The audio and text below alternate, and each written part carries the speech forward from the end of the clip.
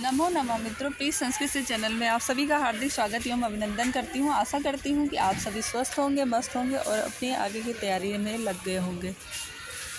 एक अच्छे विद्यार्थी का लक्षण भी यही है कि जब तक उसको उसका लक्ष्य ना प्राप्त हो जाए तब तक अपना प्रयास करते रहना चाहिए, तभी शायद मंजिल मिल पाती है। और कछुए और खरगोश की कहानी आप सभी सुने होंगे कि कैसे कछुआ के तेज़ रफ्तार पर दौड़ता है लेकिन जहाँ रुकता है और मंजिल तक फिर नहीं पहुंच पाता है, जबकि कछुआ जो है वो भले ही धीमी गति से चला लेकिन निरंतर चलता रहा। जब तक उसको लक्ष्य नहीं प्राप्त हो गया तब तक वो रुका नहीं। तो हमारे जीवन में भी यही चीज़ है कि जब हम किसी चीज़ को निरंतर करते रहते हैं, कहा भी गया है कि करत करत अभ्यास से जड़मत हो जाए। जितना आप अभ्यास करोगे, अभ्यास से चीज़ें बहुत अच्छी होती है। ज़रूरी नहीं कि आप बहुत पढ़ने में अच्छे हैं तो ही आपको चीज़ें हासिल हो सकती हैं, नहीं, आपकी मेहनत भी कोई चीज़ होती है। तो आप मेहनत करते रहिए जब तक आपको मंजिल ना मिल जाए, ऐसा मेरी तरफ से एक छोटी सी राय है। और बाकी ईश्वर से प्रार्थना करती हूँ कि ईश्वर आप सभी को 2024 में आपको लक्ष्य की ओर उन्मुख करता हुआ आपकी मंजिल तक पहुँचाए। ऐसी शुभकामना के साथ आज की प्रैक्टिस सेट की शुरुआत करते हैं। प्रैक्टिस सेट शुरू करने से पूर्व छोटा सा अनुरोध है, यदि आपको लगता है कि मेरे चैनल के द्वारा आपको थोड़ा सा लाभ हो रहा है और चैनल को लाइक सब्सक्राइब करने में आपका कुछ भी नहीं जा रहा है, इससे आपका कोई नुकसान नहीं हो रहा है, चैनल को लाइक सब्सक्राइब एवं शेयर अवश्य करिएगा।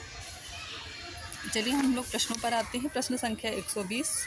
प्रश्न संख्या 120 कह रहा है कि भीत्यर्था नाम भय हेतु में कौन सा कारक है। भीत्यर्था नाम भय हेतु, इसका अर्थ है भी और त्रा, यानी कि भय मतलब डर और त्रा मतलब रक्षा करने के अर्थों में, अर्था नाम के अर्थों में भय का जो हेतु होता है, जो उसका हेतु होता है उसमें कौन सा कारक होता है, तो उसमें हमेशा और हमेशा अपादान कारक होता है ना।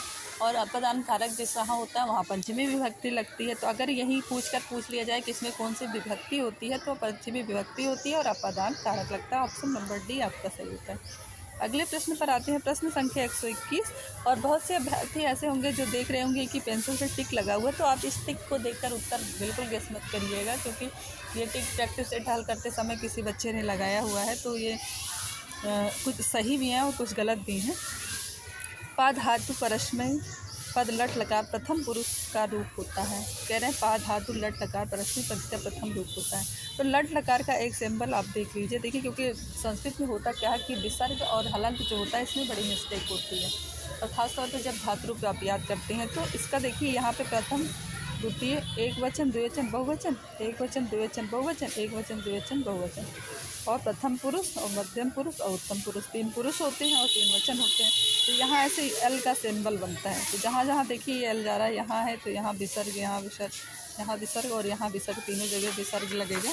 और यहाँ पूछा गया है कि लट लकार प्रथम पुरुष एक वचन का रूप होगा। तो अब जाहिर सी बात है एक वचन यहाँ पे कोई विसर्ग और हलंत नहीं है। अब देखिए कहाँ पर विसर्ग और हलंत नहीं है, क्या है, प्रथम पुरुष द्विवचन पूछा गया, सॉरी प्रथम पुरुष द्विवचन। तो प्रथम पुरुष द्विवचन में देखिए यहाँ पर विसर्ग है। अब देखिए कहाँ कहाँ विसर्ग है, तो देखिए ना यहाँ विसर्ग है, ना यहाँ विसर्ग, ना यहाँ विसर्ग, कहाँ है, बी में। अगर आप ट्रिक के हिसाब से हल किए और आपको यदि रूप याद है तो बहुत अच्छी बात है, तो पीबती और पिबता बनता है द्विवचन में। ऑप्शन नंबर बी आपका सही होता है। अगले प्रश्न पर आते हैं। प्रश्न संख्या 122। प्रश्न संख्या 122 कह रहा है भी धातु परस्मय पद लट लकार मध्यम पुरुष एक वचन।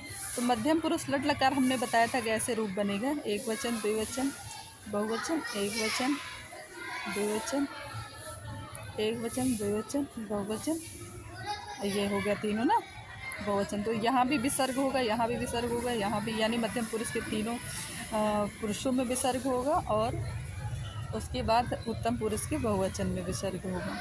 यहाँ पर देखिए अब क्या पूछा गया, मध्यम पुरुष एक वचन। तो मध्यम पुरुष एक वचन में कोई हलंत विसर्ग नहीं होगा, यहाँ पे होगा, कोई हलंत विसर्ग नहीं दिख रहा है। अब देखिए कहाँ पे है, यहाँ हलंत विसर्ग नहीं दिख रहा है।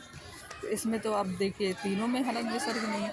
तो आपको रूप याद होगा विभेद विविधता विभंत विभेद विविधता विभेद। तो आपका ऑप्शन नंबर बी आपका सही होगा। यहाँ पर ऑप्शन नंबर बी आपका सही होगा। चलिए अगले प्रश्न पर आते हैं। प्रश्न संख्या 123। प्रश्न संख्या 123 कह रहा है कि महेश्वर सूत्र में हा व्यंजन कितनी बार आया है। तो हा 2 बार आया है। ठीक है, ये क्यों 2 बार आया है, क्योंकि सूत्र को एक रास्ता देने के लिए आए हैं, है ना। तो हाथ 2 बार आया है। चलिए अगले प्रश्न पर आते हैं। प्रश्न संख्या 124 वर्णमाला में व्यंजनों की संख्या कितनी है? तो 33 व्यंजन है संस्कृत वर्णमाला में। प्रश्न संख्या 25 और प्रश्न संख्या 25 कह रहा है कि अदस शब्द स्त्रीलिंग प्रथम एक वचन का रूप क्या होगा? अदा होगा, अम्मू होगा, अमुम होगा। तो इस प्रथमा एक वचन का रूप जो होगा वो होगा आसो। ऑप्शन नंबर ए आपका सही होता है। नमो नमः मित्रों, रहने देते हैं इस वीडियो को यहीं पर। फिर मिलते हैं नए वीडियो के साथ, नए जोश के साथ, नए उमंग के साथ। अभी थोड़ा सा समय मेरे का अभाव था और मैं विद्यालय में थी, तो किसी तरह मतलब थोड़ा सा टाइम निकाल करके मैंने ये वीडियो शूट किया है। तो जब भी मैं टाइम मिलेगा मैं लॉन्ग वीडियो फिर से डालने का प्रयास करूँगी। और मेरे चैनल को प्यार दुलार देते रहिए। और मेरी तरफ से आप लोगों को पूर्ण आशीर्वाद है कि आप सभी सक्सेस हों। और इसी शुभकामना के साथ विदा लेते हैं। नमः संस्कृत, नमो नमः।